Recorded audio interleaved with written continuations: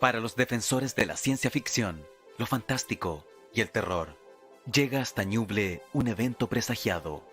Segundo encuentro de ciencia ficción, fantástica y terror. Ñuble 2021. Porque la pandemia aún nos acecha, es nuestro deber reunirnos de manera online. Si están ahí atentos, recuerden estas coordenadas: 16, 23 y 30 de enero, 6, 13, 20 y 27 de febrero. Estos datos fueron encontrados y confirmados por ALCIF, Asociación de Literatura de Ciencia Ficción y Fantástica de Chile. Hasta el próximo contacto. Atención amantes de la ficción, lo fantástico y el terror. Ñuble inicia el 2021 con el evento más esperado. Segundo encuentro de ciencia ficción, fantástica y terror. Ñuble 2021. Modalidad online. Fechas: 16, 23 y 30 de enero. 6, 13, 20 y 27 de febrero. Enero 16. Iniciamos con Mesa Ñuble. Enero 23. Mesa Ciencia y Ficción. Enero 30. Mesa Mundos Alternos. Febrero 6. Mesa Cine y Literatura. Febrero 13. Mesa Ciencia Ficción Chilena. Febrero 20. Mesa Fantástico al Sur de Chile. Febrero 27. Finalizamos con Mesa Fantástica y Terror Chileno. Promueve Asociación de Literatura de Ciencia Ficción y Fantástica Chilena, ALCIF, en conjunto con TBR Ñuble.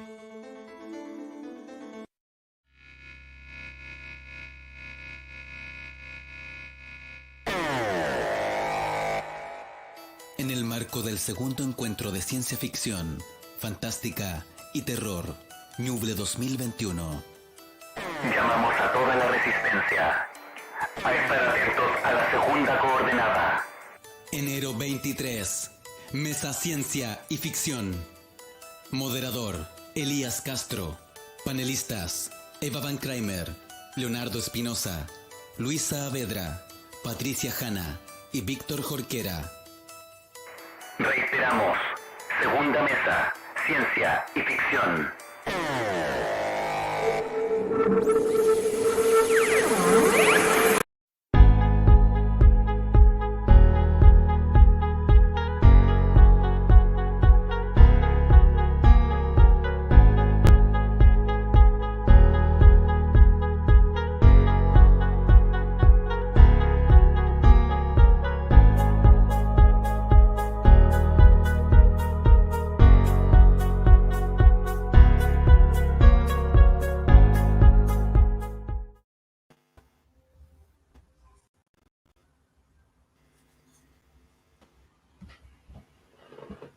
Hola.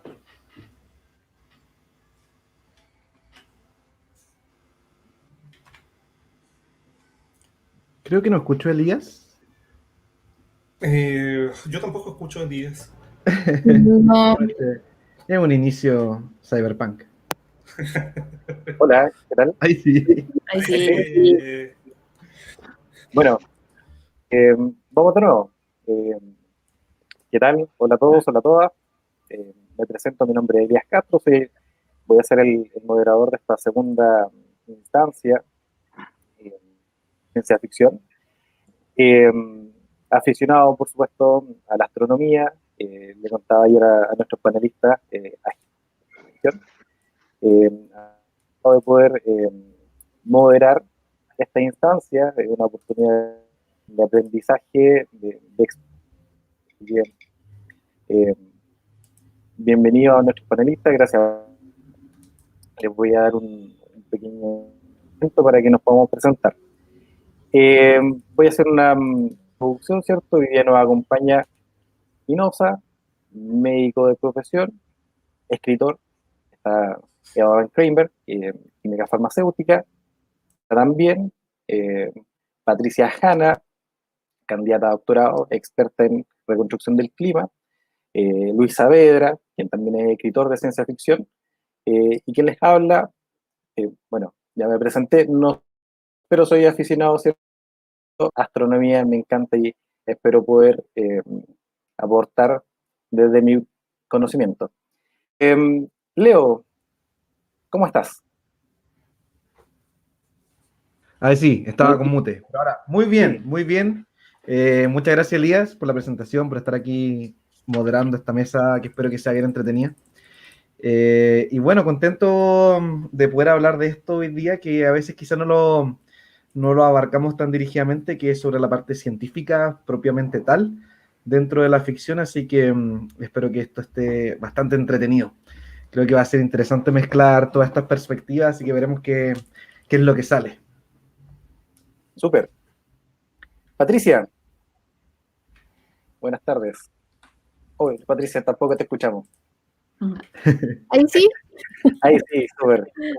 Hola, Hola, Patricia. buenas tardes a todos y expectante ahora de conversar de ciencia y de ficción, así que espero que se arme una conversación entretenida y, y aprender más de esto de la conjunción de cómo la ciencia y la ficción se unen en la literatura, sobre todo, y la importancia de esto también. Exactamente, exactamente. Gracias, Patricia. Luis, ¿qué tal? ¿Cómo estás? Buenas tardes. Hola Elías, ¿cómo estás? Buenas tardes. Muchas gracias al CIF por invitarme a esta instancia. Nos vamos a divertir mucho porque vamos a hablar de ciencia ficción, de ciencia y de, por ejemplo, el terraplanismo y todas esas cosas que resultaron ser verdad. Y o me estoy equivocando, no sé, pero vamos a hablar de muchas cosas interesantes y ojalá que también nos acompañe la gente que nos está viendo. Súper, gracias, Luis. Eva, hola. Hola, yo creo que estamos en una gran instancia, una gran oportunidad con este panel medio híbrido entre científicos, entre escritores, entre científicos y escritores. Yo creo que va a ser una conversación súper interesante la que vamos a tener ahora. Sí, de hecho, somos un equipo bien heterogéneo, multidisciplinario, pero creo que eso le aporta valor a la conversación, porque son miradas súper diferentes. Bueno, para empezar con la conversación, les comento que el tenor de esta mesa es principalmente ciencia y ficción. ¿Okay? ¿Qué significa la ciencia y ficción? Significa que hoy día lo que queremos hacer es abordar algunos aspectos que son más de la ciencia y que a veces la parte técnica se separa un poco de la ciencia ficción. Entonces queremos hacer un aterrizaje a lo mejor de algunos conceptos que no siempre los manejamos al 100%, que se pueden encontrar en las obras de ciencia ficción. ¿Okay? Vamos a partir conversando sobre una obra que es súper transversal. Tal vez la mayoría de quienes hoy día están en nuestra audiencia la conocen y que es Frankenstein. ¿Okay? Frankenstein, tengo entendido, Eva, si mal no recuerdo, Frankenstein es el inicio de la ciencia ficción. Sí, pero yo creo que a nivel de contextos, yo creo que Luis creo que nos podía contar más específicas, que es como el más entendido en lo que es literatura. Bueno, puedo empezar a aportar un poco desde la parte literaria, empezar a relacionar por qué la ciencia ficción y la ciencia se relacionan tan profundamente. Básicamente, la ciencia ficción es un producto, la hija de la revolución industrial. Estamos hablando del siglo XIX, estamos hablando de los inicios de la ciencia, y la ciencia ficción lo que hace es hablar en una forma de ficción, en una forma de una narrativa, sobre los efectos sociales y a nivel personal psicológico de las consecuencias que podría tener esto de un novum científico racional sobre los seres humanos. Un novum podemos decir, por ejemplo, que es el viaje del tiempo, el viaje del espacio espacial, cómo eso afecta a las personas y a las sociedades específicamente. De ahí podríamos partir en esta relación de ciencia ficción y ciencia. Ahora, Frankenstein es la verdadera primera obra de ciencia ficción. No es que no hubiera existido antes ciencia ficción, pero no se le llama ciencia ficción y también podemos empezar a discutir si era o no. Pero Frankenstein de Mary Shelley de 1818, me parece, está reconocida mundialmente como la primera obra. Y nace dentro de un contexto bien entretenido porque la ciencia estaba recién naciendo, la ciencia moderna, contemporánea, la que conocemos, que tiene el método científico de las tres etapas del método científico, estaba recién naciendo. Por lo tanto, Mary Shelley, que vivía en un ambiente cultural muy rico, escribió precisamente esta obra para preguntarse cuáles eran las, las implicancias, o por lo menos las implicancias morales de la creación de forma racional y científica en ese siglo y específicamente con lo que ella había investigado sobre el galvanismo. Así que ahí voy a pasar la pelota a ustedes para que puedan más o menos especificar qué es el galvanismo. Súper, qué interesante, ¿eh? ¿Qué es el galvanismo? Leo. Bien, bueno, yo quiero agregar solamente un breve comentario quizá controversial de los orígenes de la ciencia ficción. Nada, siempre me gusta, si que está Wilber Gallegos por ahí, me gusta esta idea que defiende el francés Versins y Lester del Rey de que la ciencia ficción habría partido con la épica de Gilgamesh, es decir, habría estado desde el principio. Solo quiero dejar esa idea por ahí para que no se arme, pero me gusta esa imagen. Bueno, y del galvanismo, eso sí, estoy muy de acuerdo con que Frankenstein viene a ser como aquella forma más ya identificable de lo que entendemos por ciencia ficción.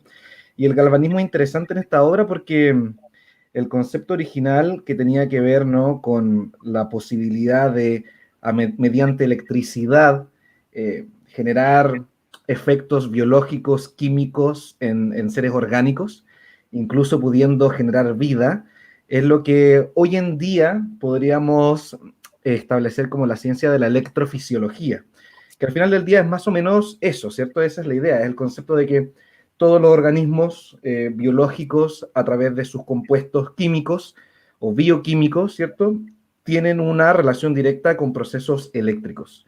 El sistema nervioso, ¿cierto?, es el ejemplo más tangible de esta relación, ¿no?, de electricidad y bioquímica. Así que yo creo que el galvanismo, en cierto modo, fue una semilla que floreció bien en cuanto a esa línea de pensamiento. A menos que, no sé, si alguien se opone a esa visión. Yo lo voy a explicar un poco más detenidamente, la parte electroquímica. Ya. Pasa, como que la mayoría entiende que a nivel sistema nervioso tenemos impulso nervioso y eso se mueve por electricidad. Pero viene como mucho más molecular, porque ¿de dónde sale esta electricidad que tenemos nosotros? Porque la teoría de Frankenstein es que si a un cuerpo inerte le aplicábamos esta electricidad desde afuera, podríamos generar la vida, lo cual nos lleva a la creencia de que nosotros generamos electricidad per se, o para estar vivos, si estamos vivos, estamos generando una electricidad. Esta electricidad viene de nuestras moléculas, de nuestros átomos, que cuando se enlazan tienen ciertas cargas y tienen ciertos flujos de electrones, flujos iónicos, y esto va generando como cargas positivas, cargas negativas, y este movimiento de cargas va haciendo el movimiento del impulso. Entonces, con el galvanismo, los experimentos galvánicos implicaban como tomar electricidad, sumergir pedazos de metal en agua o sumergir pedazos de carne y conectar una corriente eléctrica a este líquido donde tienen la carne y la carne empezaba a moverse. ¿Por qué? Porque generaba alteraciones de estos iones y generaban contracciones musculares, porque las contracciones musculares también están mediadas por moléculas. Todo está muy a nivel molecular y es interesante porque todo esto, en el momento que se escribió Frankenstein, estaba en pañales. Ahora tenemos como mucho estudio, mucho paper al respecto, pero cuando esto en verdad se estaba escribiendo, venía muy desde la creencia de que va a funcionar y de alguna forma funcionaba. Entonces yo creo que eso es como lo interesante de la ciencia ficción, que tiene estos matices tan proféticos de las cosas que pueden venir a continuación. Claro, de hecho, y hoy día quizás desde el ambiente, desde el ámbito tecnológico, ¿cierto? Podemos encontrar algunos matices de cómo hoy día la electricidad está al servicio del ser humano. Podría ser, por ejemplo, guardando las proporciones y obviamente con algunas diferencias, pero ¿qué pasa, por ejemplo, con las prótesis que son electrónicas? Hoy día tú puedes recoger señales, ¿cierto?, eléctricas desde los músculos para poder generar un poco de movilidad, ¿cierto? Entregar independencia y libertad a las personas que tienen movilidad reducida. Probablemente fue una visión, o sea, fue una obra bastante visionaria. Leo, ¿qué tal o qué te parece, digamos, esa visión que tuvo la autora? Porque hoy en día, de cierta manera, podemos encontrar una relación entre la obra y lo que pasa hoy día en el ámbito tecnológico. Sí, yo creo, bueno, eso que tú mencionabas de las prótesis, interesante también del detalle del libro mismo, para los que han leído mucho el libro ahí. Yo sé que Andrés Corona, que está por ahí viendo, ha leído este libro bastante. Un elemento interesante es que en el libro mismo, Víctor Frankenstein, el médico, no, se supone que no había ocupado estos fragmentos de personas, ¿no? Eso vino con la película del 31 y ahí se generó esta imagen más quizás fácil de comprender con el método científico de, ya, dado que son partes biológicas, de alguna forma le damos vía con electricidad. Pero en el libro mismo, no me acuerdo si la palabra que se ocupa es que era algo inorgánico, pero había un concepto de que no era materia biológica como tal la que ocupaba Víctor Frankenstein, así que ahí se hace más difícil hacer el correlato científico, ¿no? Porque es más difícil imaginar, chuta, si no eran partes biológicas, ¿cómo fue que se creaba este monstruo? Eso a modo de comentario como del detalle, pero de todos modos, es interesante lo que tú dices de cómo esto evoluciona en más bien las aplicaciones científicas para la humanidad, como se dieron dando, y sí siguieron esta otra línea, que fue la que quedó más en la conciencia colectiva, de partes que puedo ensamblar, partes que puedo de alguna u otra forma hacer funcionar. Y de ahí lo que tú comentas de las prótesis, yo creo que es algo interesante porque todavía está muy en desarrollo.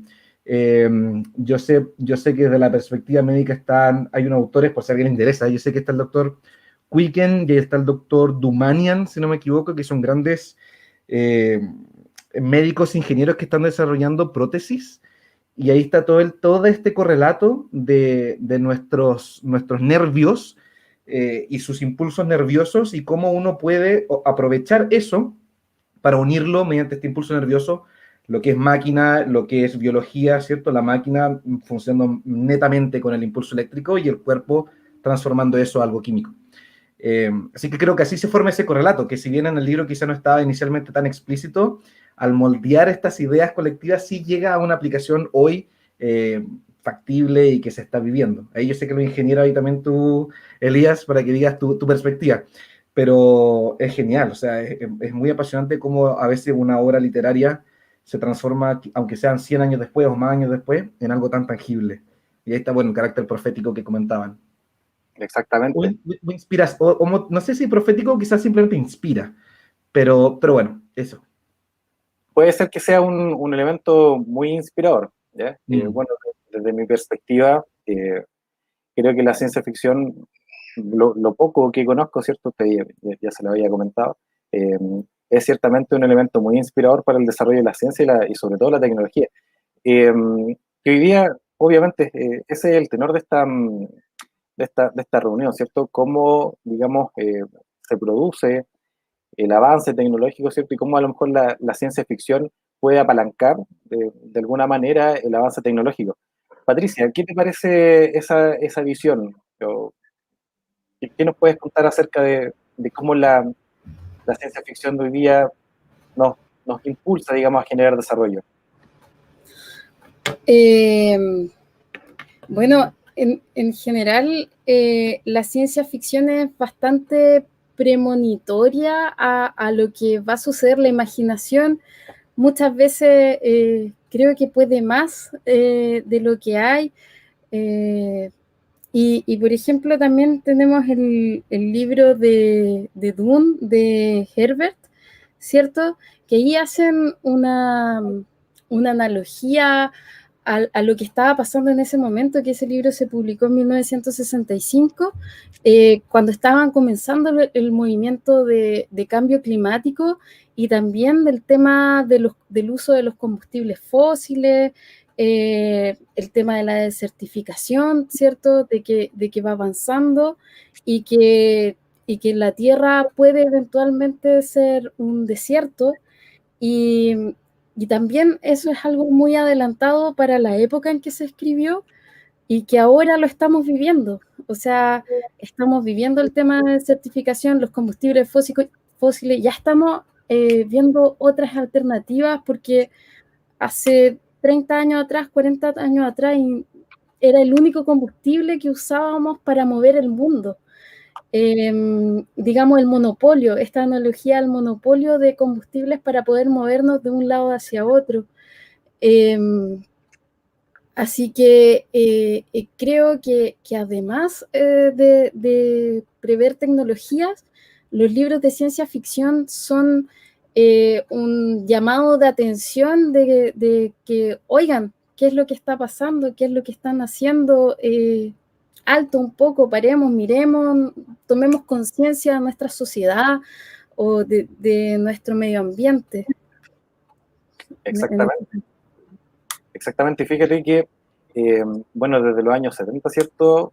Desde la crisis del petróleo, que fue un hecho económico bastante importante, mundial, es que el tema energético, ¿cierto? Se vuelve bastante importante y las economías de varios países se pueden empezar a desarrollar y se generan potencias mundiales también. Luis, nuestro amigo historiador, ¿qué nos puedes contar al respecto sobre el contexto? Luis, no te podemos escuchar. Ahora sí, perdón, estaba en mute. Ahora sí. Sí, ahí quisiera un poco ir a contracorriente y decir que la profecía científica que en el siglo XX la ciencia ficción se la relacionó mucho, incluso en algún momento se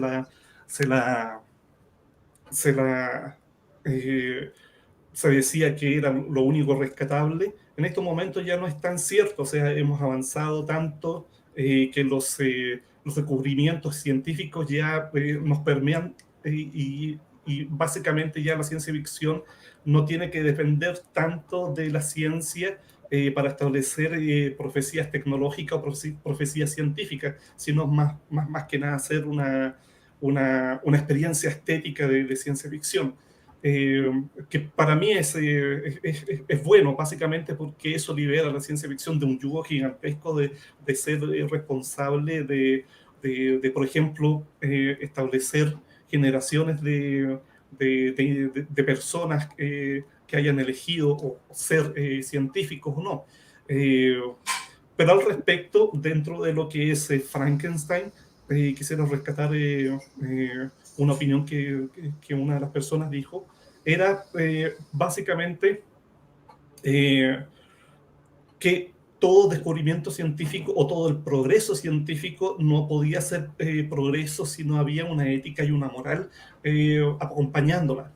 Y eso es un pensamiento puramente de ciencia ficción y que yo lo rescato aquí porque ya en el principio en 1818, cuando apareció la novela de Frankenstein, ya estaba dentro del núcleo, dentro del ADN de la ciencia ficción, de establecerse una advertencia, una forma de decir, bueno, estamos yendo hacia alguna parte, también deberíamos pensarlo, de que la evolución tecnológica no solamente puede ser evolución tecnológica tal cual, sino que también debe ser según las éticas y la moral de cada sociedad, ¿no? Con eso dejo planteado la pregunta si lo que estoy diciendo es correcto o no. Sí, por supuesto. Y qué interesante la postura de la ética y la moral. Creo que es un aspecto que uno debe considerar sí o sí. Hoy día, por ejemplo, nosotros ya conversamos que estamos en una cuarta revolución industrial, algunos hablan de una quinta revolución industrial, y toda la ética que está entre medio es un tema que es súper complejo, ¿ya? Es bastante complejo. Me gustaría pasarle la palabra ahora a Eva para que nos dé su opinión sobre la ética y la moral. ¿Qué pasa en las ciencias con la ética y la moral? Antes de eso, quería agarrarme de la pregunta que había hecho Roselot, donde hablaba de la alquimia de Frankenstein, que decía, entre los comentarios, que si eso gatillaba el concepto de ciencia ficción. Y yo igual tengo esa duda, porque según lo que yo recuerdo de la alquimia, que tenía dos grandes metas, que era la piedra filosofal, que te generaba juventud y vida eterna, porque tener vida eterna, no tener juventud no es muy llevadero, y convertir toda la sustancia en oro. Entonces esa capacidad de emulsión. Igual lo de la sustancia en oro no lo hemos logrado, pero hemos logrado, por ejemplo, enriquecer el plutonio y llegar al uranio, que es la misma lógica, como modificar la estructura atómica de un elemento químico para que llegue a ser otro. Pero no sé qué tanto se puede considerar la parte de Frankenstein con alquimia, porque no me acuerdo también los principios alquímicos. Pero bueno, dejando eso de lado, en lo que es ética, la ética a nivel científico se ha ido construyendo con la humanidad. Han pasado muchas cosas fuera de ética y a medida que vamos avanzando, por ejemplo, los descubrimientos que se van haciendo antes se hacían con menor criterio, había como más trabajo en persona, había como investigaciones que la gente iba probando nomás, y después todo eso se fue regulando, un poquito quizás a destiempo, por lo general, como después de que se hizo, dicen como, ah, mira, quizás no deberíamos hacer esto con personas, probémoslo de otra forma antes. Pero actualmente estamos como ligados al Tratado de Helsinki, que te establece que uno no puede hacer ningún experimento científico que esto le genera un daño a la persona a la que se lo está haciendo. Más aún, no puede hacer ningún experimento científico si esto no le genera un beneficio. Entonces, la ética a nivel médico está súper resguardada para la seguridad de la persona. No así a nivel químico. A nivel químico uno puede probar muchas cosas, hoy día está jugando mucho con los virus a distintos niveles, y eso como que asusta a alguna parte de la población, pero a nivel químico igual hay como cosas que se pueden regular.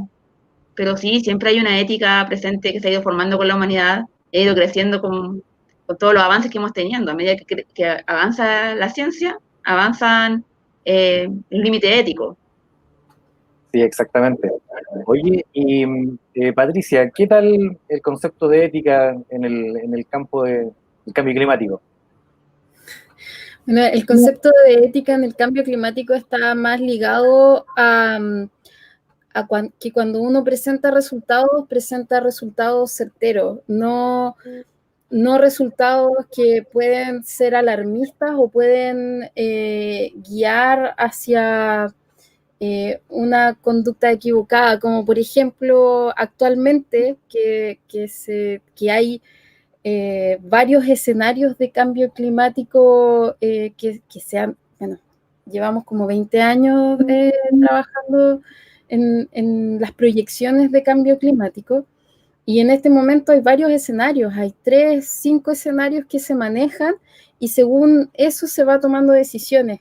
Entonces, la ética va en que estos escenarios sean una posibilidad real.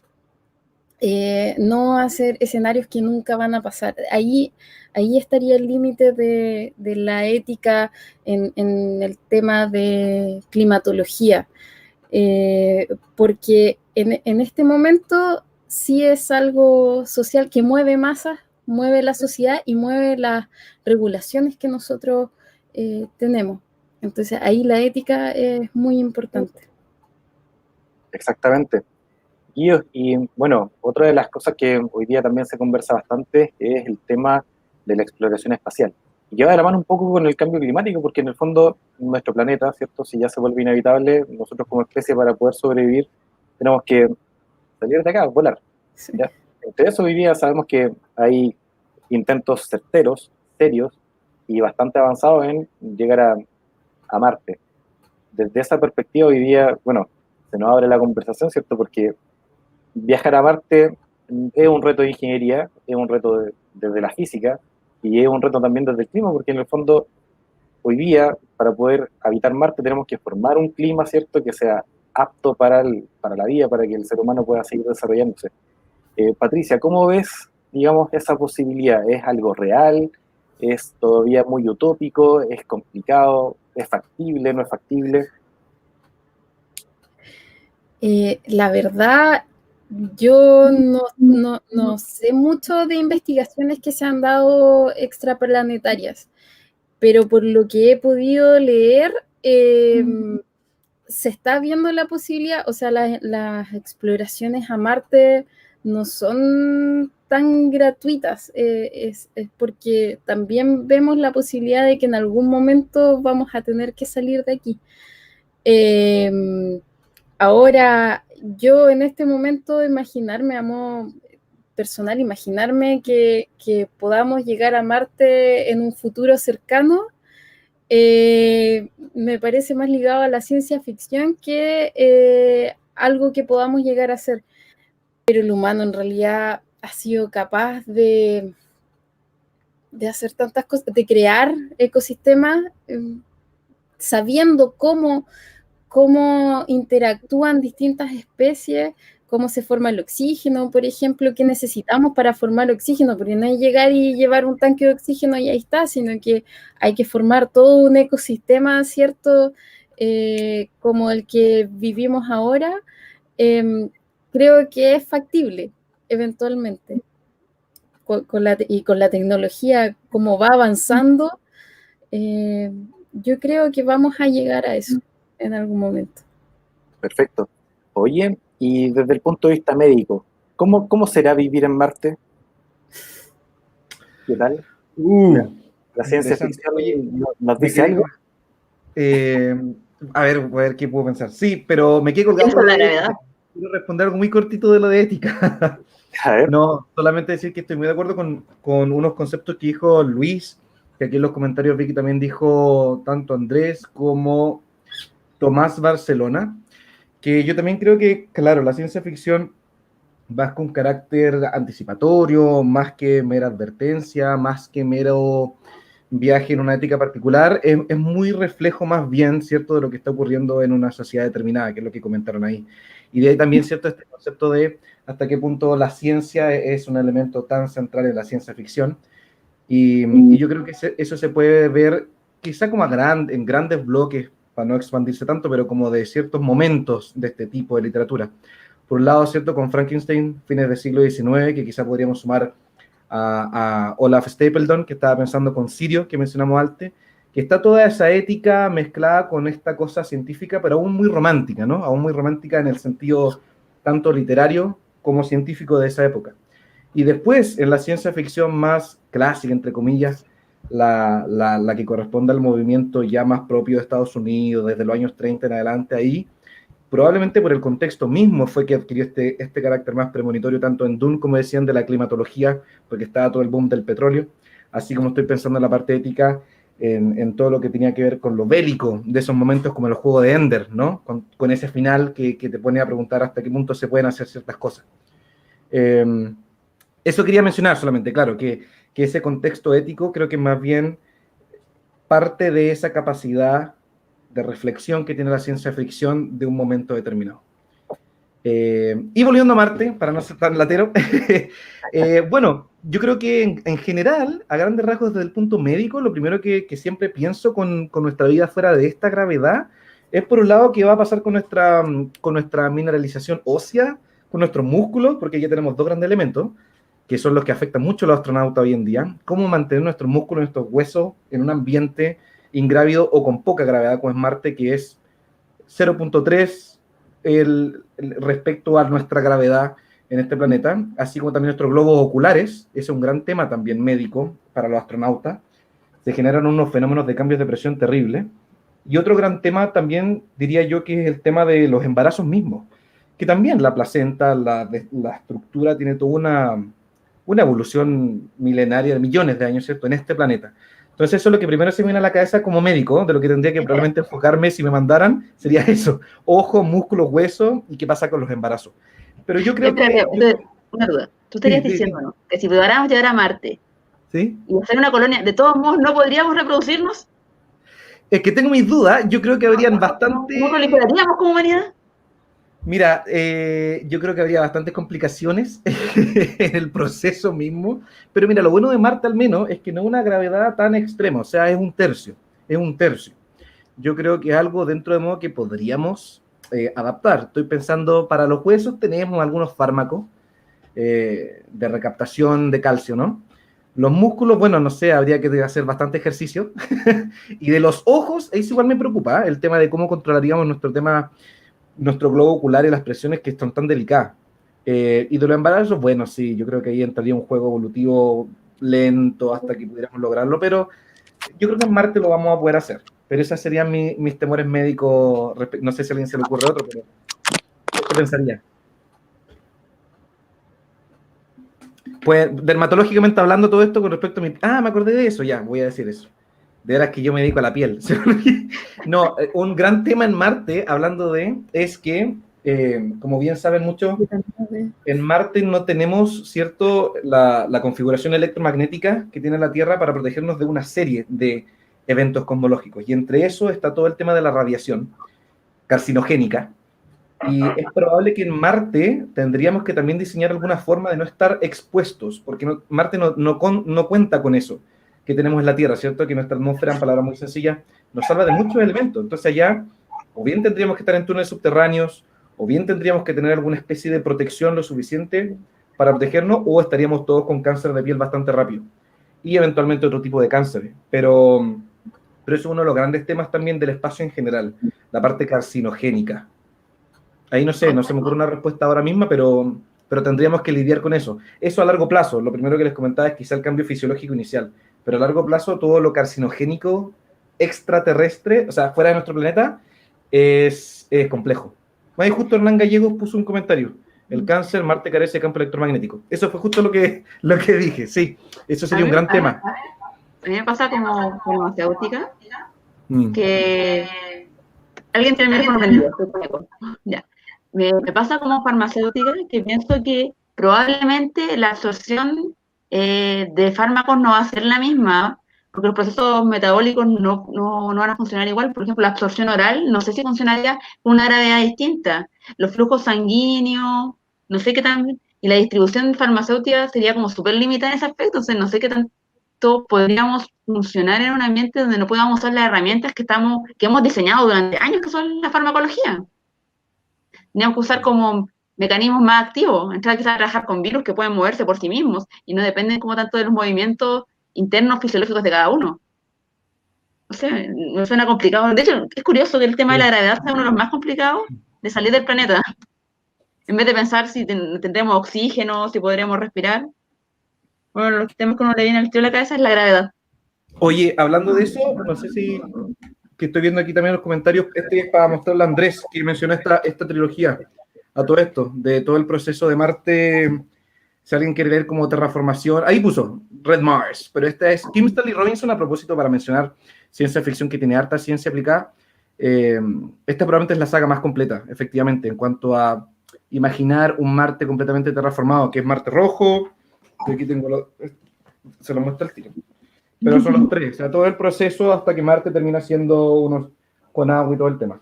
Y el otro que es interesante también es este, que es del mismo autor, que Andrés tiene que terminar de leer para que me lo comente, porque yo me lo leí, pero que también se imaginan como todos unos procesos respectivos de un sistema solar ya colonizado. Y este autor, Kim Stanley Robinson, se lo recomiendo bastante. Él no es científico, él estudió literatura, pero es californiano, pero es de los que más se mete a especular con todo ese tipo de elementos.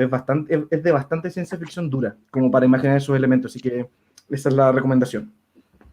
Hoy, igual quisiera volver un poco a Dune, porque primero Dune hablamos de todo el tema de ecología, porque Dune, la mayoría del libro, de la primera trilogía, de la saga, pasa en un planeta desierto, pero igual Dune tiene varios como elementos, además de eso, además del tema del petróleo, además tiene la especia, tiene la carencia de agua, tiene el tema de los viajes espaciales, que tiene un sistema de donde lo resolvió plegando el espacio, y yo no sé si los físicos están muy de acuerdo con esa posibilidad tampoco. Sí. Entonces, yo creo que podríamos volver a Dune y rescatar algunos temas que nos quedaron como en el tintero. Me parece. Sí, yo creo que ahí climatología es la más indicada. Yo creo de análisis planetario. ¿Se puede hacer un oasis en el desierto? ¿Es viable con la tecnología de hoy en día? Sí, de hecho, actualmente en el Sahara hay unos que sacan agua subterránea y hacen cultivos normales, digamos, con el agua, ya que ahí en los desiertos lo que falta muchas veces es agua. Bueno, los desiertos tienen una climatología en el cual las horas de luz no varían mucho, por ende tienen que ser cultivos que no necesiten variaciones de luz durante el año, o que necesiten ciertas horas de luz para crecer, pero es posible crear un oasis en el desierto. Sí, en el desierto generalmente lo que falta es agua, y trayendo agua o viendo la alternativa de llevar agua, es posible crear cultivos. De hecho, se hace actualmente. Pero lo que me llama yo siempre tenía una duda respecto a eso, que yo pensaba, si ponemos agua en el desierto, después no generaríamos un desequilibrio climatológico, ¿se dice? En otro espacio, en otro lugar. Porque, no sé, uno parte con la creencia que la materia no se crea ni se destruye, entonces como que la distribución de agua del planeta está puesta, entonces si yo muevo mi agua y la llevo al desierto, no me quedará faltando agua en otra parte. De hecho, eso es lo que está pasando un poco ahora. El agua es constante, el agua no cambia. El calentamiento global, cuando hablamos de sequía, no es que se vaya a ir el agua o se vaya a acabar el agua, porque en nuestro país va a haber sequía, o en los países en que están entre los 30 y los 40 o 50 grados de latitud, es ahí en esas partes que va a haber sequía, pero en las otras va a haber un aumento de precipitación. Entonces, claro, la redistribución del agua. En el caso, bueno, el Sahara en algún momento, hace 11.000 años atrás, fue verde por la configuración de la Tierra. Entonces, la distribución del agua cambia o ha cambiado a lo largo de la historia de nosotros. Pero efectivamente, si yo acarreo agua actual de un lado hacia el otro, voy a crear un déficit. O voy a desequilibrar un ecosistema que actualmente está en equilibrio. Pero de que se puede, tecnológicamente hablando, se puede. Entonces, ahí nos enseñamos a la ética ecológica. Claro. ¿Nos conviene manipular el clima? ¿Es ético manipular el clima? Bueno, lo estamos manipulando actualmente. Y estamos creando un desequilibrio ecológico. O sea, estamos creando el desequilibrio actualmente. ¿Y eso qué entidad lo regula? ¿Tienen entidades como los médicos, como los científicos? ¿O es como libre criterio? ¿Cómo funciona el capitalismo? Hay tratados, funciona como el capitalismo. Hay tratados que se firman, como el Tratado de París, que es el que ahora Estados Unidos va a volver, que se salió. Pero esos tratados tienen que ser ratificados. Y claro, si tú no cumples las normas, hay castigos internacionales, pero no es como que vayan a llevar preso al país, sino que podría eventualmente haber un tema económico, pagar multas, pero hay tratados, hay tratados, no hay una ley, una ética. No, al final China y Estados Unidos hacen lo que quieren con sus emisiones de CO2, así que no, se está tratando de regular ahora. Pero... Sí, o sea, nosotros tampoco nos portamos tan bien. El desbarajuste que tenemos en Quintero no apareció un día para otro. Estamos avanzando, pero el cuento es que nosotros hablamos de que, claro, nosotros tenemos, creo que es un 0,4% de las emisiones de CO2 a nivel mundial, pero si tú ves lo que consumimos, todo se fabrica en China. Entonces, si vemos la huella de carbono de lo que tenemos, al final estamos amparando a que China tenga una mayor producción de CO2 y nosotros lo estamos produciendo también. Entonces, oye, ese es un concepto que lo he escuchado mucho y no termino de cerrar. ¿Qué es la huella de carbono? La huella de carbono está basado en una metodología de análisis de ver cuánto carbono se produjo. Por ejemplo, yo tengo aquí un cuaderno bien bonito, con muchos cactus, y cuánto CO2 se produjo en todo su fabricación hasta que llegó a la tienda para que yo la pudiera comprar. ¿Y por qué Entonces, medimos en CO2? ¿Qué es lo malo con el CO2? porque el CO2 es el responsable del cambio climático. Lo que pasa es que, a ver, hoy me estoy yendo como a la explicación súper dura del cambio climático, pero lo que pasa es que nosotros en la revolución industrial, y ahí me tomo un poco de lo que habló Luis, de cuando empezó esto de la ciencia ficción, ¿cierto? En la revolución industrial empezamos a utilizar combustibles fósiles. Los combustibles fósiles, el petróleo, el metano y el carbón de piedra, ¿cierto? Fueron creados en la era de los dinosaurios y fueron creados por plantas que existían en esa época y solo en esa época. No existen actualmente. Y tienen una composición bien especial que no sé la composición exacta, pero sé que no tienen lignina como los árboles actuales. O sea, lo más probable es que hayan sido helechos, ¿ya? Y que nuestro planeta estaba plagado de helechos por todos lados. Y eso se murieron, se quedaron ahí enterrados y pasaron 65 millones de años o 125 millones de años y nosotros descubrimos y lo empezamos a sacar. Entonces lo que demoró 200 millones de años en acumularse en la Tierra, nosotros lo hemos extraído en 100 años. Y eso ha creado un aumento en las concentraciones de CO2. Y el CO2 es bueno porque nos mantiene nuestro planeta calentito, hace un efecto invernadero que se le llama, que entran los rayos del sol y se quedan en el planeta. Entonces hace que nosotros el planeta tenga un promedio de 15 grados Celsius y no de menos algo, de bajo cero. Pero nosotros estamos creando un desequilibrio, entonces estamos aumentando artificialmente y rápidamente las temperaturas en nuestro planeta. Y ese es el problema con el CO2 proveniente de los combustibles fósiles. ¿Y no hay forma de devolver este CO2 que termina en el aire de vuelta a la Tierra? ¿No hemos descubierto eso todavía?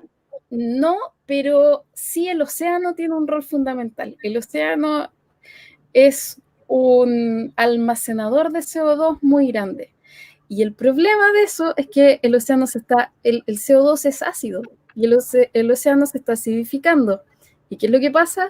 Que los moluscos tienen concha, utilizan el CO2 disuelto en el agua, que se convierte en carbonatos, ¿cierto? Para hacer sus conchitas. Y esas son débiles, al acidificarse, eso se disuelve, son débiles y tenemos un problema con los crustáceos, con todo lo que tiene concha, digamos, con los moluscos en general. Así que todo provoca un desequilibrio ecológico. Ese es el problema, que ya está desequilibrado el sistema. Es una especie de efecto en cadena. Oye, interesante todo lo que comentó Patricia. Quería agregar, bueno, hoy día hay varios países, por ejemplo, que están haciendo grandes esfuerzos en poder recuperar el agua.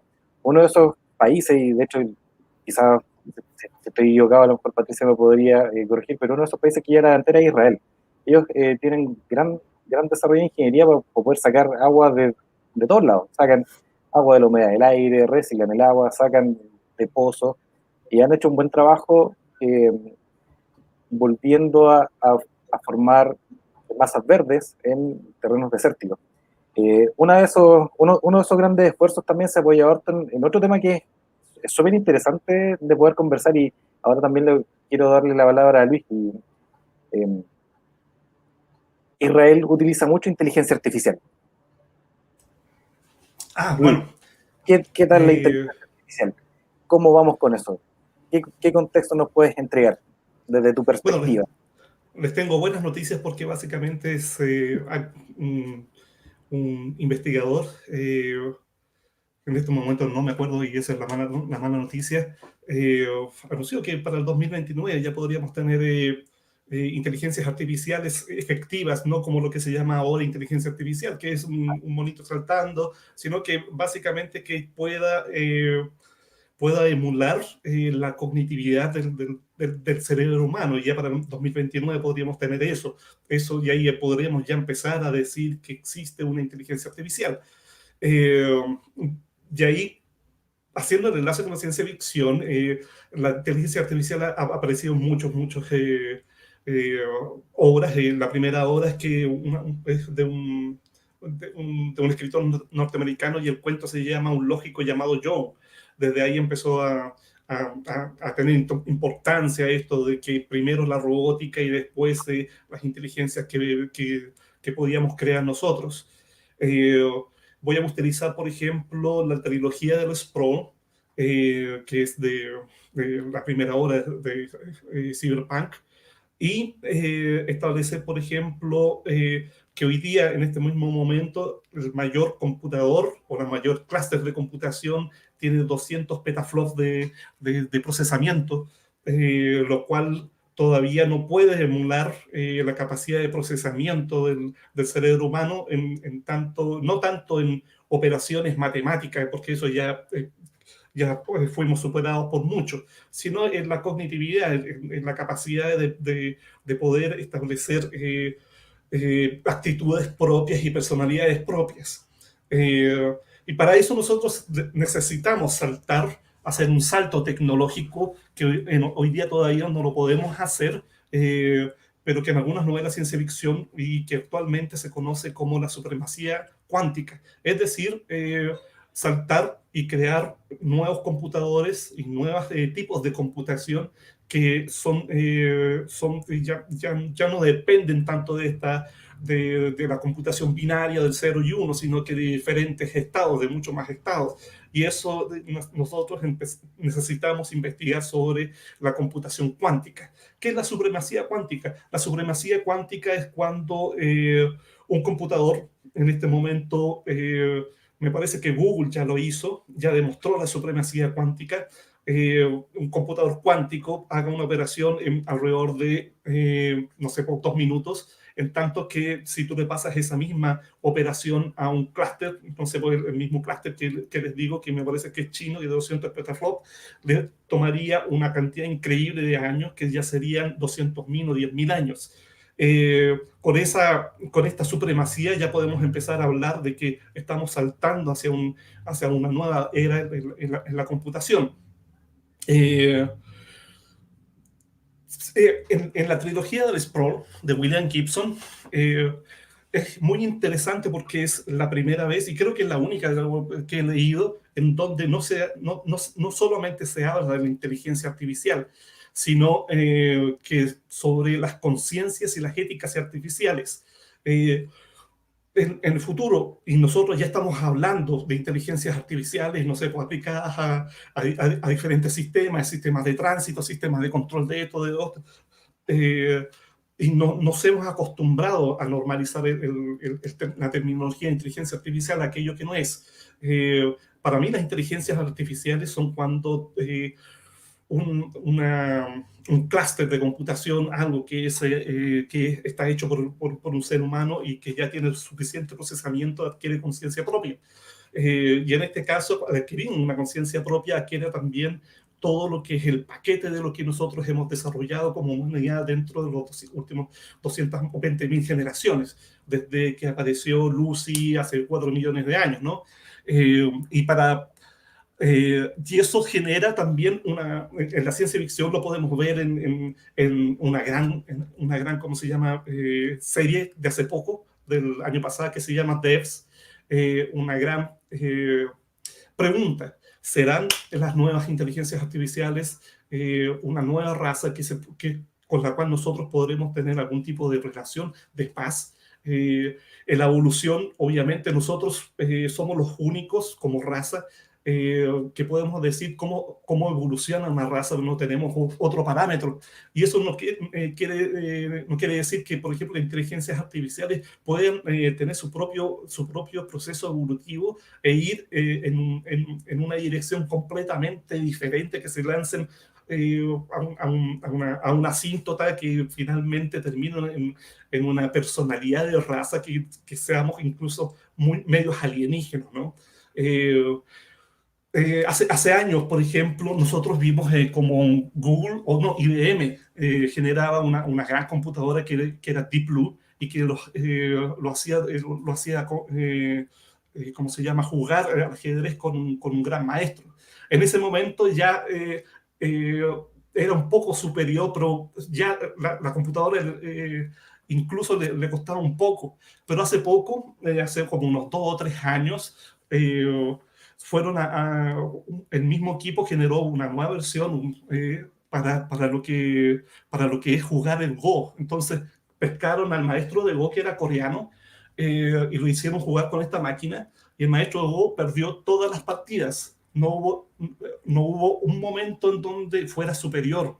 Y lo que decía el maestro Go es que la máquina prácticamente le había enseñado a jugar de nuevo Go, porque había hecho jugadas que no podía él, como ser humano, ya no podía distinguir. Y en estos momentos lo que están haciendo es que juegan Go no entre un humano y una supercomputadora, sino empiezan de diferentes plataformas.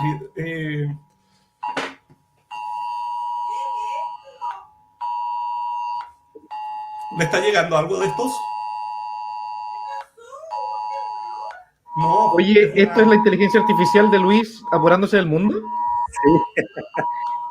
Dice, Parece que todo nos llegó.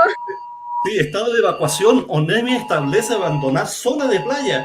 Oye, Distánciese por COVID. esto ha sido lejos el mejor esto ha sido lo mejor. Este es un gran momento en la historia. ¿Qué está pasando? No vivo cerca de la playa. ¿Alguno vive cerca de la playa? Hay que huir de la playa. O sea, estamos a 40, a Dani, 300 agarra a kilómetros de Hulky. la playa.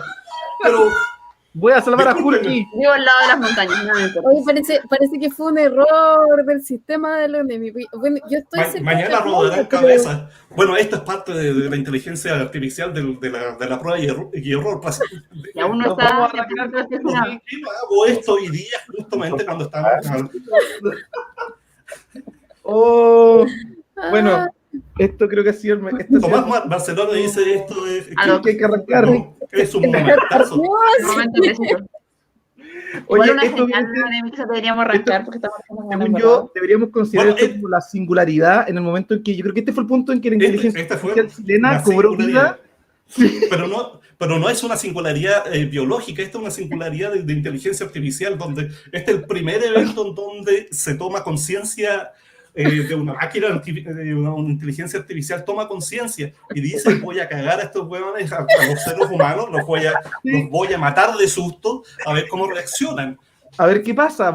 Claro, vamos a ver, Luis está al punto de descifrar la inteligencia. Vamos a tener que, las máquinas dijeron: estamos acercándonos mucho, bloqueemos.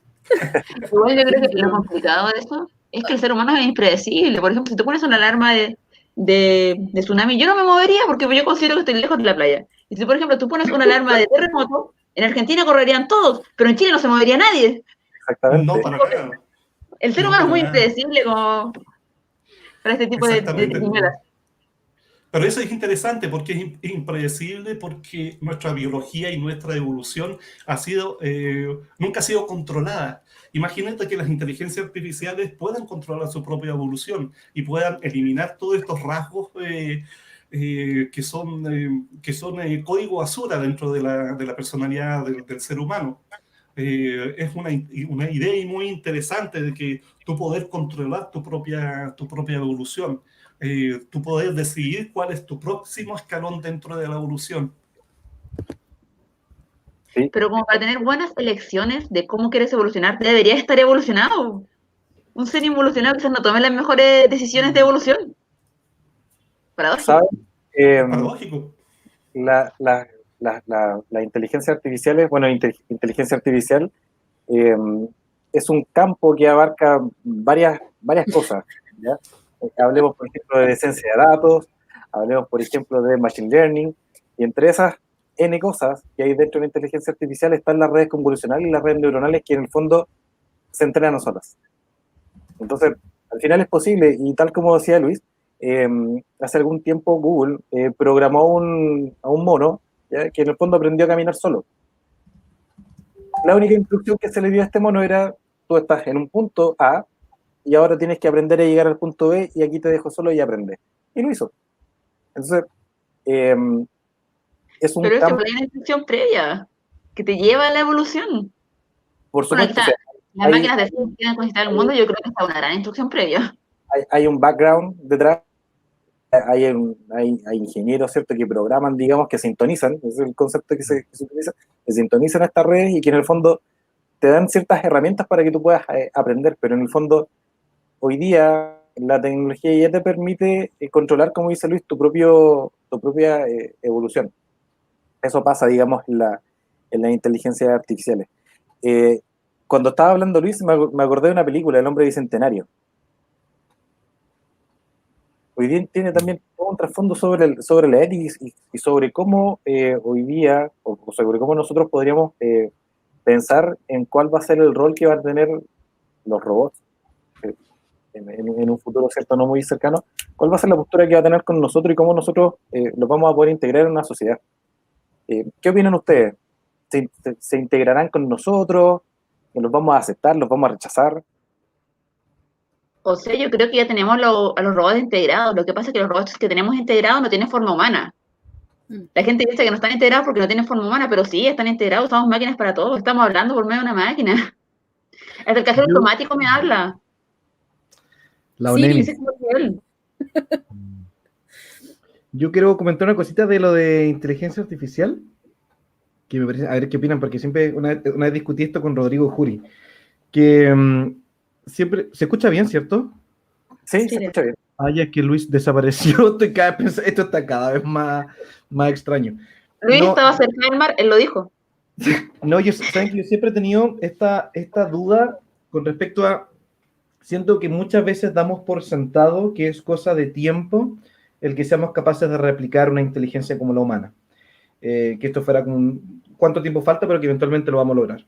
Y siento que a la vez, en cierto modo, muchas veces se parte también de la premisa de que nuestra inteligencia humana se puede simplificar a ciertos circuitos o cálculos matemáticos o a algo definible. Y a veces pienso que el concepto del intelecto humano, la inteligencia humana, o lo que es nuestra conciencia y lo que supuestamente queremos replicar en una máquina, a veces no me convence del todo que sea algo que realmente comprendamos siquiera como para llegar a generarlo. O sea, a veces pienso que quizá podemos crear una máquina capaz de resolver ciertos problemas lógicos. Pero ¿va a hacer eso inteligencia humana? ¿Va a hacer eso el paso para que se genere la singularidad y la máquina empiece este proceso de autoaprendizaje y se dispare una superinteligencia? Eso nunca me ha terminado de convencer tanto, porque al menos desde la perspectiva científica neurológica, a ver si la Eva también tiene aquí su postura, pero desde la perspectiva de las neurociencias, no sabemos tampoco tanto de la mente, al menos.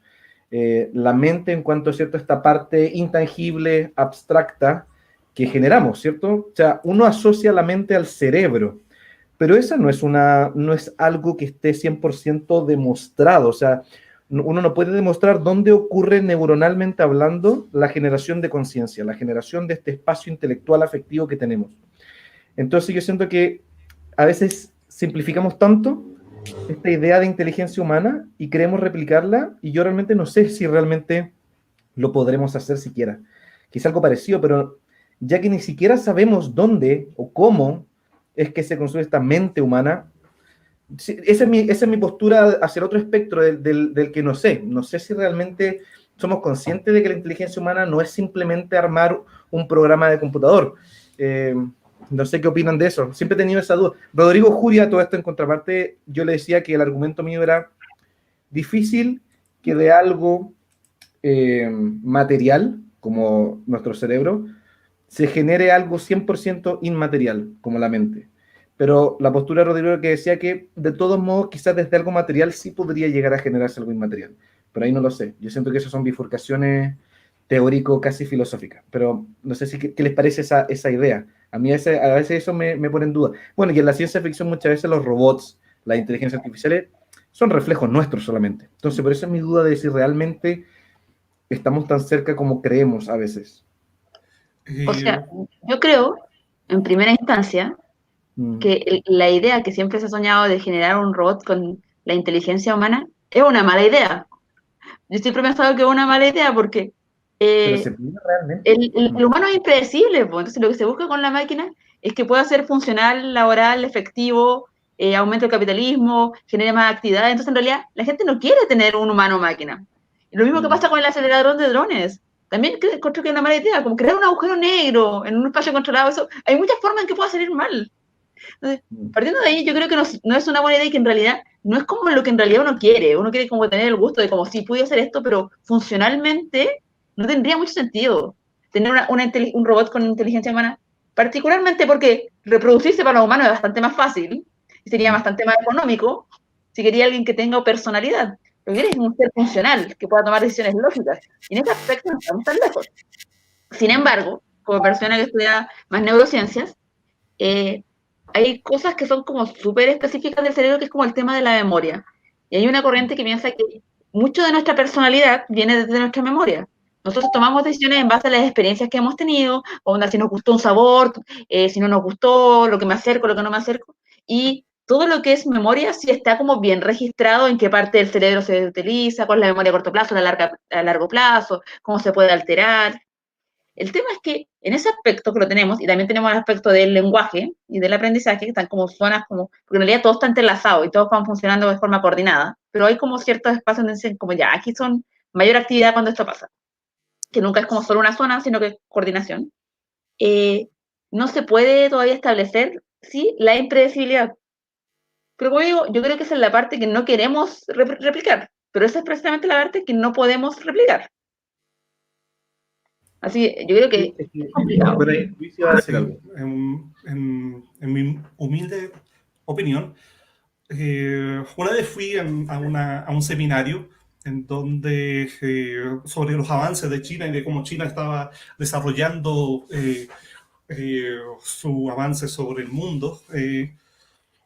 A él le preguntaron al expositor respecto de la robótica y respecto de las armas con inteligencia artificial que estaba desarrollando China en ese momento. Perdón, esto me lo contó un amigo que estudia ciencia política. Y ahora está temblando. ¿Qué pasa en este país? ¿Qué pasa en este mundo, por Dios? Traigan el mesón, JP, ponnos a Traigan todos. el mesón. Estamos temblando en vivo y no nos hemos caído. ¡Qué buena señal! Está temblando, ¡Qué buena bueno, señal! sería todo. Ya sería todo, sí. ¿Deberíamos desconectarnos de nuestra salida? Yo creo que deberíamos desconectarnos básicamente porque O sea, yo no tengo nada que se pueda caer, pero están temblando las ventanas. Como buenos chilenos, Ahora, pero está parando. Está parando. les puedo decir que la Dani, mi señora y Hulky ya están 5 cuadras de mi hogar, pero aquí estamos. denme Mi un perro minuto, también se básicamente. Por favor. Oye, estuvo bien fuerte. Quiero reiterar que esta ha sido la mejor charla de ciencia ficción en la que he estado en toda mi vida. Eh, Solo quiero reiterar eso. Esto también fue planificado, ¿ah? Yo me puse de acuerdo con JP, que es el moderador de esta charla, para que generara una especie de efecto telúrico. Espero que estén bien. Oye, parece que fue un poco local porque yo estoy acá en Concepción en este momento y Acá no se movió nada. No, acá se movió todo. Como Mi que departamento se movió la ventana entero. se movió. Yo solo vi a mi familia Todavía comer no aquí. llega. Todavía no llega y puede que llegue en un rato más. Uy. Mira, si nosotros no fuéramos chilenos, estaríamos a cuadras, lejos.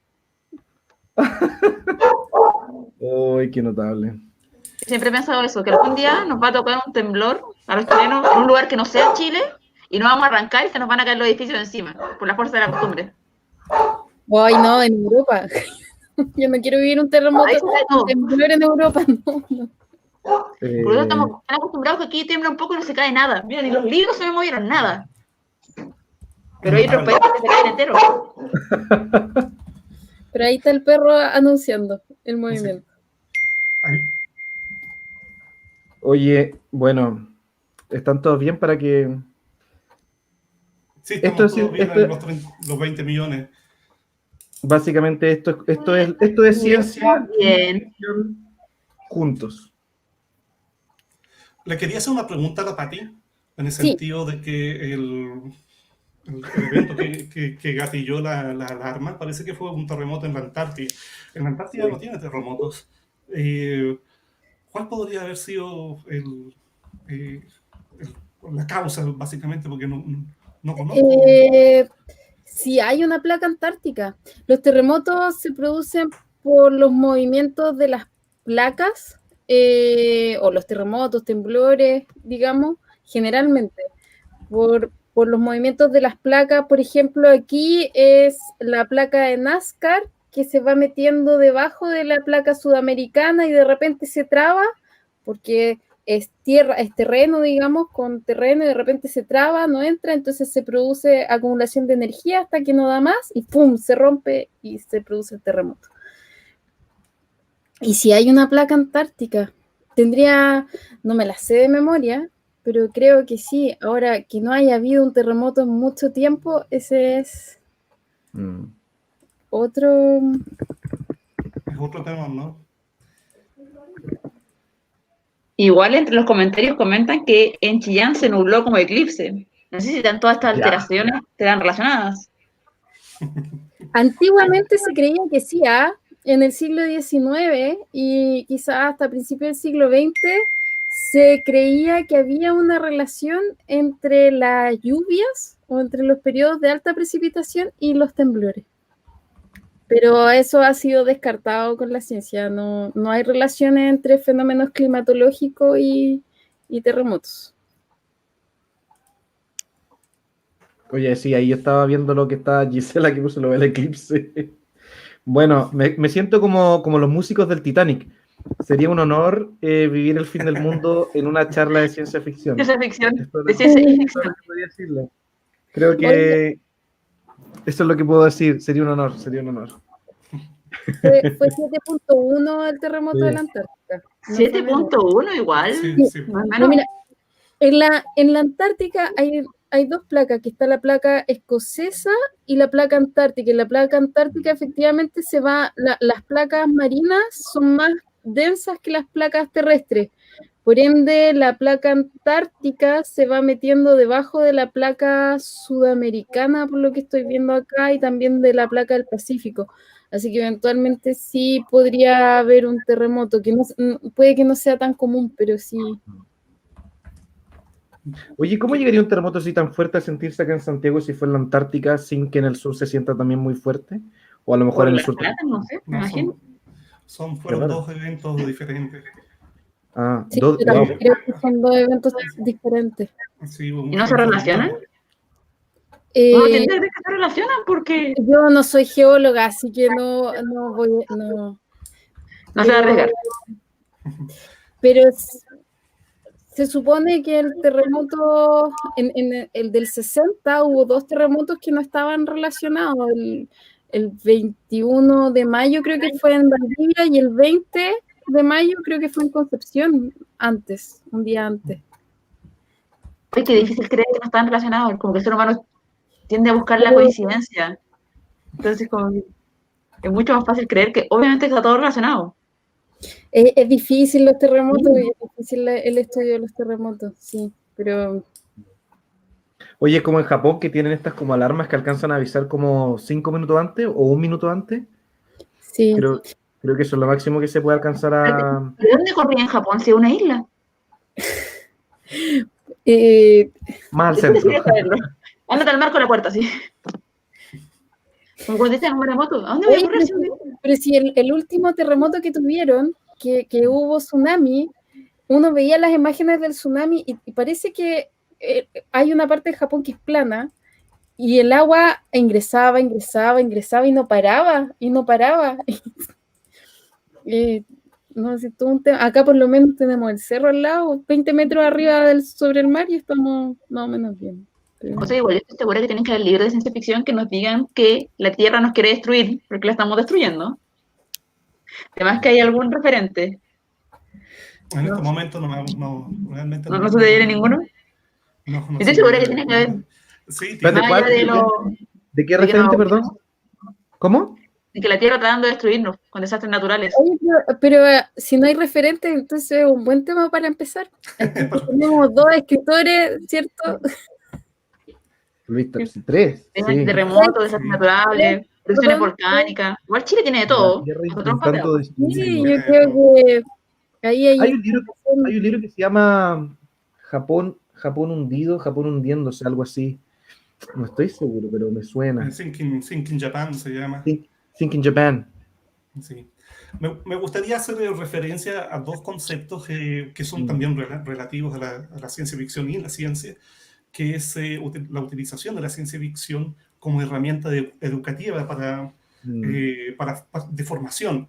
En algún momento en Estados Unidos, al principio de los años 1910, del siglo pasado, las revistas utilizaban esta relación para enseñar ciencia a toda una generación de chicas y chicos que fue madurando con el tiempo y se olvidó. Ya nadie piensa en la ciencia ficción como una herramienta educacional en forma general.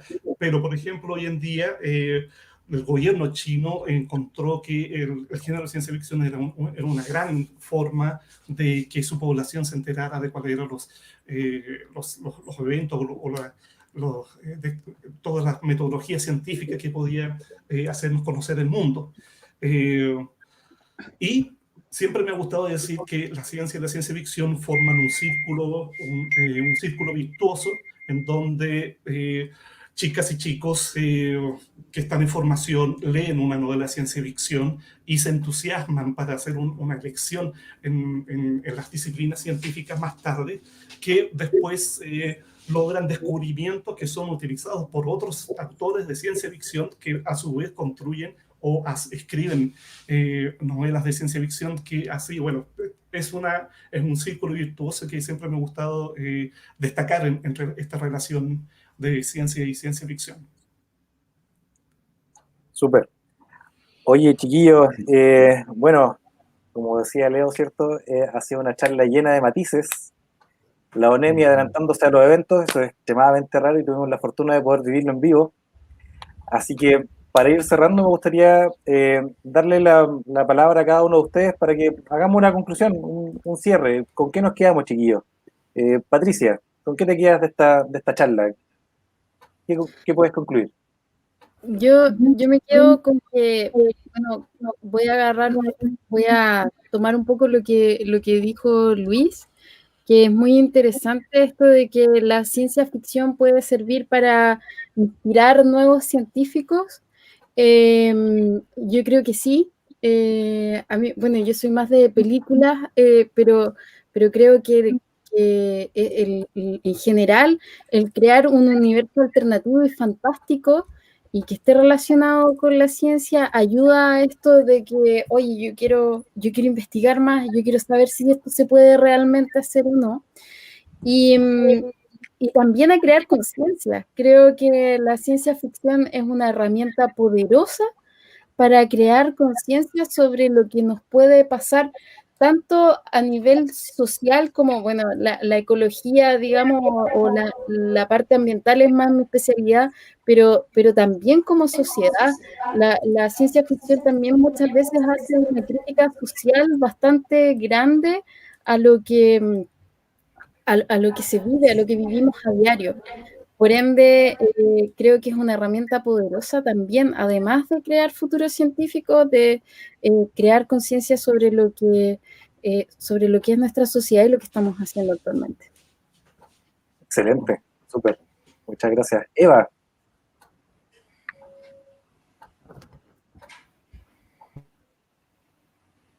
No te escuchamos, Eva. El audio, sí. Que aquí se puede rescatar mucho de esta charla y quisiera llevarme igual la reflexión de que, como todo, yo creo que hay que tener respeto cómo se usan las herramientas, porque así como la ciencia ficción puede inspirar mucho a muchos científicos, probablemente muchos que se metieron a carreras científicas hasta haber leído un buen libro, ya sea ingenieros, médicos, o al revés, que dentro de sus carreras se les dio por entrar a leer ciencia ficción. Igual yo creo que es riesgoso como no tener ciencias tan duras en la ciencia ficción por el tema de las pseudociencias, el fake news, los regresos de las creencias, los antivacunas. Igual yo creo que los terraplanistas, los antivacunas, si encuentran un libro de ciencia ficción que lo apoye, lo van a usar como si fuera Biblia. Así que tener mucho cuidado. Sin embargo, también me gusta mucho esta creencia del aspecto filosófico que nos muestra la ciencia ficción, porque en realidad la persona común y silvestre no está leyendo filosofía. De hecho, nunca fue como uno de los géneros más populares, excepto entre los que leen filosofía, por los filósofos. Sin embargo, la literatura está cada vez más al acceso de la gente y uno puede ir bajando hasta encontrar desde más chico. Ahora hay ciencia ficción, para libros infantiles, libros adolescentes, y yo creo que de ahí tenemos harto camino donde se puede hacer como filosofía, ética, generar como discusión moral. Es una gran herramienta la que tenemos como la ciencia ficción, pero yo creo que hay que usarla como con respeto, con cuidado, no abusar de ella. Exactamente, exactamente. Leo, Ahí sí que estaba en mute. Bueno, esta charla, ¿cierto? Además de los efectos especiales, yo creo que también, yo creo que la ciencia ficción, y volviendo al tema original, ¿cierto? De ciencia dentro de esta ficción, yo creo que algo que nutre tanto nutre muchísimo a la humanidad misma, ¿cierto? Este momento en que se junta en la creación literaria de la ciencia ficción u otra forma artística, se junta como toda esa capacidad especulativa tan intrínseca de nuestra forma de ser, ese momento en que nos atrevemos como a tratar de ir más allá, de imaginar realmente, de darle forma a eso tan abstracto, pero con una posibilidad plausible dentro de todo. Eh, Siento que es crucial, si es que no algo casi intrínseco a la especie humana, la ciencia ficción. Eh, y como decía Eva, yo creo que en todo sentido es encontrarse con un buen libro de ciencia ficción o mezclarlo con rutas científicas propiamente tal, es algo que siempre va a traer buenos frutos en general, porque aporta tan transversalmente en todos los campos, nos permite estar preparados para situaciones, nos permite visualizar posibilidades tanto hacia el futuro como posibilidades de pasado distintos. Así que nada, yo estoy muy contento de esta instancia porque últimamente habíamos hablado harto desde la parte más literaria de ciencia ficción y encuentro que ha sido muy interesante hoy día volver a esa raíz científica en cuanto al pensamiento científico. Así que no, genial. Bueno, y feliz de haber compartido con todos ustedes en esta mesa que ha sido maravillosa. súper, muchas gracias, Leo. Luis, Vale. Un poco hablar sobre la profecía tecnológica y científica que siempre se le atacha a la ciencia ficción como principal elemento de toda narrativa y que solamente funciona si es que, si es que el autor o la autora le achuntan a la cosa, sino que simplemente pasa por algo súper anecdótico. Simplemente quería decir que la ciencia ficción no tiene por qué ser una profecía tecnológica, no tiene por qué preocuparse de establecer parámetros para el futuro, básicamente porque eso no es la función, no es el objetivo de la ciencia ficción. El objetivo de la ciencia ficción es establecer una forma estética de conversación respecto a las consecuencias que podrían tener los novum o sí, los conceptos tecnológicos y científicos de hoy día en base a una proyección futura. Dentro de la ciencia ficción podemos encontrar muchos ejemplos de profecía tecnológica, pero podemos encontrar 3 veces más ejemplos de no profecía, de profecías fracasadas.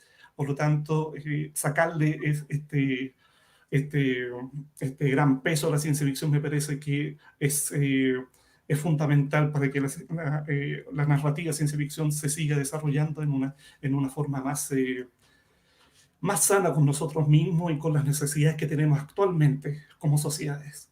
Eso. súper. Bueno, antes de finalizar, Leo nos quiere mostrar unos libros. Así que Leo, Bien, bien. Sí, sí. la No, pantalla. pues, no, muy cortito en verdad, solamente porque es un libro que se me quedó en el tintero cuando se mencionó lo del... Oye, JP me está censurando. Sí, parece. Bien, no, que solamente que hay ciencia ficción latinoamericana, contemporánea, muy buena que se está haciendo, y cuando hablamos del agua solamente les quería mencionar que es un libro de Juan Álvarez, que es colombiano, Aún el agua. Y es interesante con respecto al tema del agua. Está ambientado en el 2232 y se supone que trata de mujeres biodiseñadas para recuperar ciertos ciclos hidrológicos. Así que no, se los dejo como la recomendación de ciencia ficción latinoamericana, que trata de estos temas como algo interesante. Yo lo encargué por Busca Libre y llegó bien. Eso nomás, eso era mi mensaje final, de que acá también estamos especulando. Súper. Bueno, para dar cierre, digamos, a esta sesión, quiero darle las gracias a nuestros panelistas que han estado acá con la voluntad de poder acompañarnos, ¿cierto? También a la persona de Juan Pablo que nos ha apoyado en la dirección, ¿cierto? Desde detrás de cámara. Por mi parte, me voy súper agradecido, en el fondo, por el aprendizaje. Encontré los temas que se conversaron súper atingentes, muy interesantes, me gustó mucho. Así que agradezco también a Wilber y a Juan Pablo, quienes me han entregado la oportunidad por estar acá. Y los dejo invitados para la próxima mesa, Mundos Alternos, el próximo sábado 30, a las 20 horas, y previamente a las 18:30, el programa Coordenadas Previas. Así que gracias al CIF, que organiza, digamos, esta serie de mesas, y a TVR Ñuble, ¿cierto?, que nos colabora con la transmisión. Así que estén súper. A nuestra audiencia, muchas gracias por acompañarnos. Esperamos realmente que hubiese sido un tema interesante para ustedes. Así que chao, chao. Que estén todos muy bien.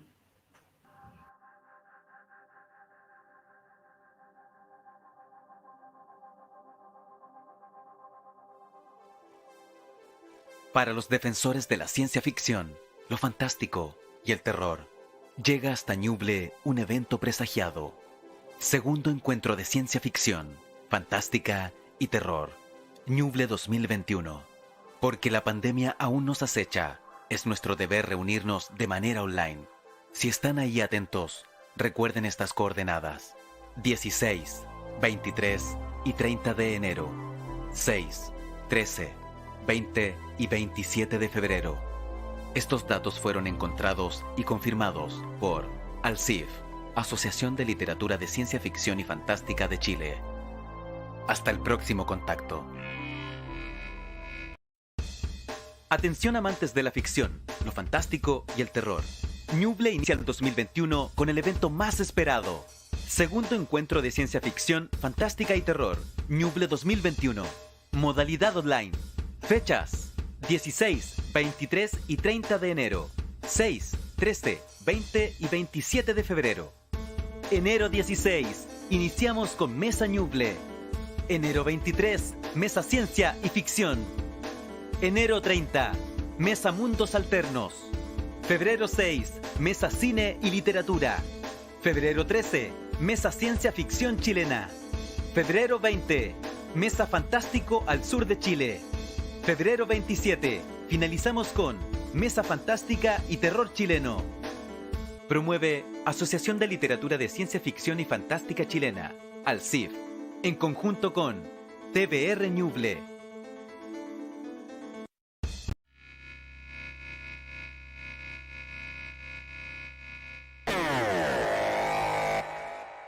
En el marco del segundo encuentro de ciencia ficción, fantástica y terror, Ñuble 2021. Llamamos a toda la resistencia a estar atentos a la segunda coordenada. Enero 23, Mesa Ciencia y Ficción. Moderador, Elías Castro. Panelistas, Eva Van Kramer, Leonardo Espinosa, Luisa Avedra, Patricia Hanna y Víctor Jorquera. Reiteramos, segunda mesa, ciencia y ficción.